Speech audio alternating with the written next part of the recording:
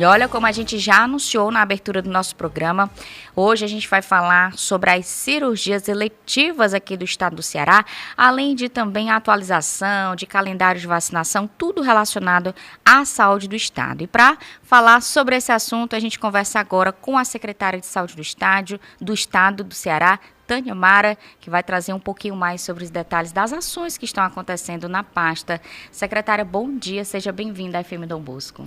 Obrigada, Roberto. Bom dia também. Bom dia a todos que estão nos assistindo. Prazer estar aqui. Igualmente, secretária. O estado atingiu a marca aí das 500 mil cirurgias realizadas, né? E desse total, quanto que representa mesmo a redução real da fila de espera? Explica um pouquinho para os nossos ouvintes como é que acontece esses dados. Então, hoje a gente já está com mais de 503 mil cirurgias realizadas em todo o estado do Ceará e a gente tem feito uma grande mobilização a nível mesmo regional. Então, nós conseguimos atingir esse número, que é um aumento de 82% se comparado ao ano de 2019, que é o ano pré-pandêmico, ou seja, antes da pandemia. Eu não considero os anos da pandemia porque a gente teve redução de cirurgias nesse período, mas se a gente considerar 2019 um aumento de 82%, se considerar 2022 um aumento de 58%.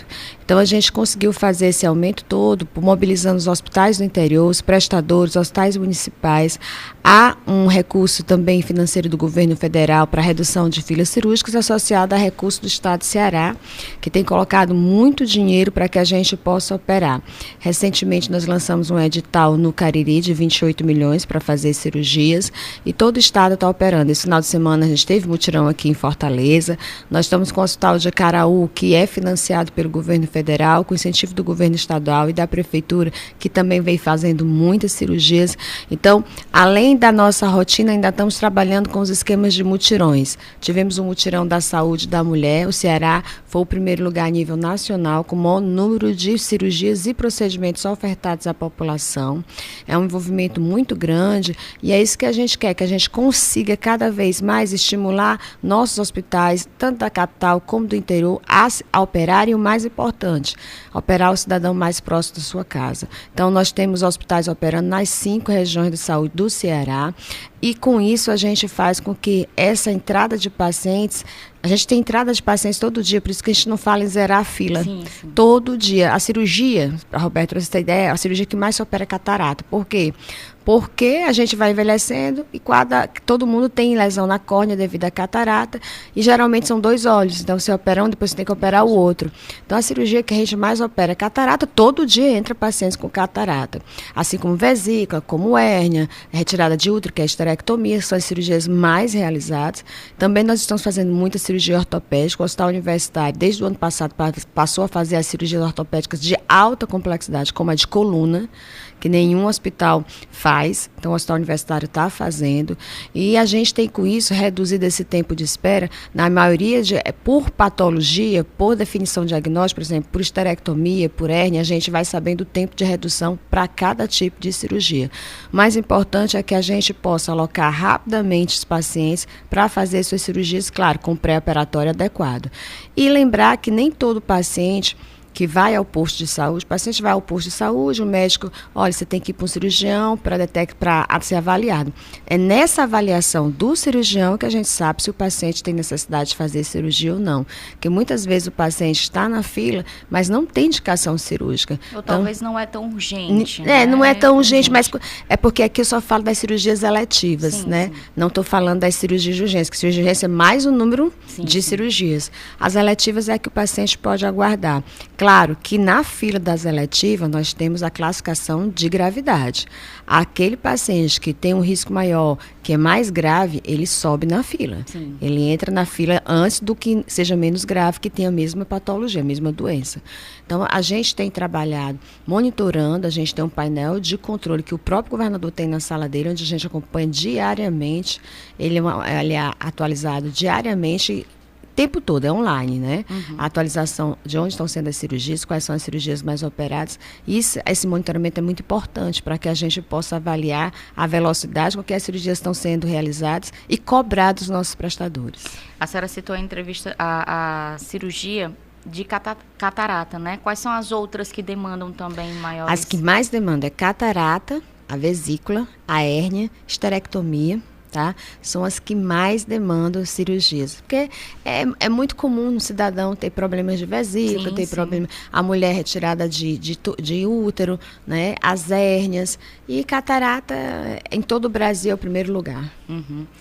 E aí, no caso, a gente fala um pouquinho também sobre... E quando a gente fala sobre espera longa por especialistas, existe essa espera ainda? Existe espera, só que... Em algumas cirurgias específicas? Principalmente as cirurgias mais complexas, né? Primeiro porque a gente não tem um número de especialistas em grande quantidade, por exemplo, para a cirurgia cardíaca pediátrica. Cirurgia cardíaca pediátrica, nós temos poucos especialistas para esse tipo de cirurgia, né? Então, há uma espera para esse tipo de cirurgia. Nós vamos agora ampliar dentro do hospital universitário o número de leitos de UTI, nós vamos abrir um serviço de cirurgia cardíaca pediátrica, né? Com um aumento de leitos de UTI e de enfermaria para que a gente possa atender mais pacientes, porque a criança pequena que precisa de cirurgia cardíaca, a gente tem que garantir que ela tem um leito de UTI, de tão complexo que é a cirurgia. Né? Então, a gente vai aumentar agora, até o final de maio, a gente está abrindo mais leitos para a cirurgia cardíaca pediátrica aqui no Ceará, que é um grande avanço. E, assim, a abertura do restante dos leitos do hospital universitário, que vai proporcionar com que a gente tenha mais pacientes também operados e mais internamentos clínicos. Secretária, agora mais recente, né, 22 municípios do Ceará receberam investimentos, mais de 56 milhões de reais, para ampliar esse atendimento com novas unidades de saúde. O que é que significa isso na prática, esse ganho para a população? Na prática, são mais postos de saúde no interior, são mais CAPs, né, que é Centro de Avaliação Psicossocial, e dentro desse rol de equipamentos tem um centro de reabilitação, ou seja, reforçando o atendimento no interior pela porta de entrada do cidadão, que é a atenção básica. A atenção básica é a ordenadora do cuidado numa rede de atenção à saúde. E é muito importante que a gente fortaleça e que o paciente entenda que a primeira porta de entrada dele é o posto de saúde, ser atendido pelo médico do posto, onde as ações de promoção de saúde, de prevenção de doenças são realizadas. E é muito importante, Roberta, porque nós estamos envelhecendo muito rapidamente. Sim.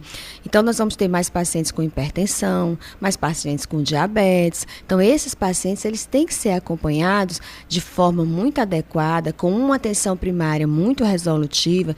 Inclusive, sábado, há 15 dias atrás, nós estivemos entregando, junto com o ministro Padilha aqui no Ceará, equipamentos para a atenção básica, para fortalecer essa resposta ao paciente, para que ele seja atendido no posto, seja acompanhado e não complique, porque a complicação é que sobrecarrega unidades de pronto atendimento, as UPAs e os hospitais. Era exatamente a minha próxima pergunta, né? Se ainda tem pacientes viajando para Fortaleza para fazer algum tipo de cirurgia, ou se hoje o interior consegue atender uma boa parte dessa demanda. Veja bem, uma grande demanda que a gente tinha no início da gestão, em 2023, era oncologia, tratamento de câncer.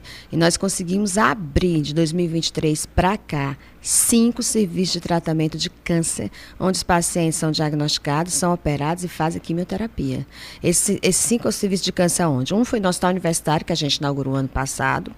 O outro foi no Vale do Jaguaribe, no Hospital Regional de Limoeiro, em Quixeramobim, em Crateús, e também a gente abriu no Brejo Santo, ou seja, foi a maior expansão de tratamento de câncer do país. 5 tratamentos. A abertura desses serviços foram financiados com recursos do Tesouro Estadual e depois eles foram habilitados em Unacom pelo governo federal. Então, a gente tinha uma fila muito grande em relação a isso, deslocamento de pessoas ou para Sobral, ou para Barbalho, ou para Fortaleza, onde eram que tinham os tratamentos de câncer, somente nesses 3 municípios.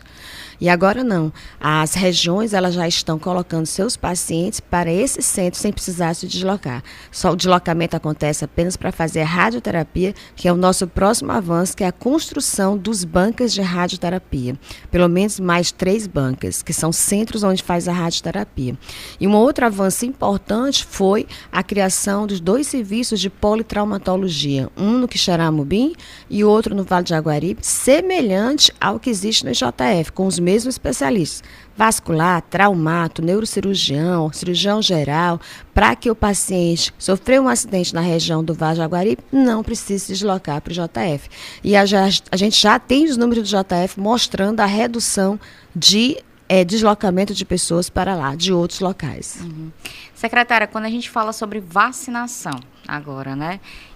ainda é um gargalo, digamos assim, as pessoas ainda não estão cumprindo aquela atualização do cartão de vacinação. Como é que estão os índices aqui no estado do Ceará com relação à vacinação? Bom, primeiro eu queria parabenizar a população. Nós conseguimos mobilizar muitas pessoas para fazer a vacinação no dia D contra a influenza, que é a vacina da gripe, mas ainda temos um árduo serviço aí para fazer. Precisamos que o grupo de risco, que são idosos, crianças abaixo de 6 anos, gestantes, puérperas, profissionais de saúde, profissionais da educação, eles procurem as nossas unidades de saúde e se vacinem, que é o grupo de riscos, o grupo que mais tem risco de complicar. Sim. Certo?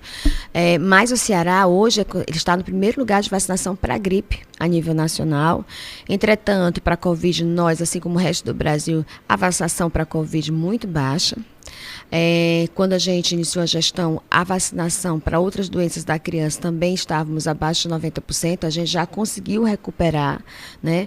Isso é uma grande mobilização do governo do estado, do governo federal, do governo estadual e dos municípios, que é quem faz a vacinação, é os que vão mesmo, tem estratégias vacinais dos municípios que realmente chamam a atenção, deslocamento para locais bem distantes, mas para garantir a vacinação da população, levar trio elétrico para fazer vacinação, fazer chamadas em carros veiculando no meio da rua para chamar a população para vacinar. Eu sempre digo, Roberta, que tudo é oportunidade para vacinar. A gente não pode perder a oportunidade de vacinação. Então, chegou no posto de saúde, como é que está a sua vacina? Vamos vacinar, deixar tudo em dias. A vacina contra a gripe ela é altamente eficiente. E o que a população precisa entender é que todo ano a gente tem que se vacinar. Esse ano, estão me abordando muito, é o grupo que não é do risco. É verdade, né? Eu já ia dizer, quando é que vai ser risco, já todo mundo querendo aqui se vacinar. Então, a gente está aguardando, a gente tem que atingir uma grande parcela dessa população que é de risco. A gente tem que garantir que essa população esteja vacinada, porque é a que complica, é a que interna, é a que pode ter óbito, né? E quando a gente tiver atingido uma meta aí de pelo menos 90% dessa população, a gente deverá receber uma recomendação do Ministério da Saúde para liberar a vacinação para os outros grupos que não sejam de risco. Tá bom, então. Secretária, a gente está com o nosso tempo no limite. Queria agradecer demais a sua disponibilidade em vir aqui conversar com a gente na FM Dom Bosco, né?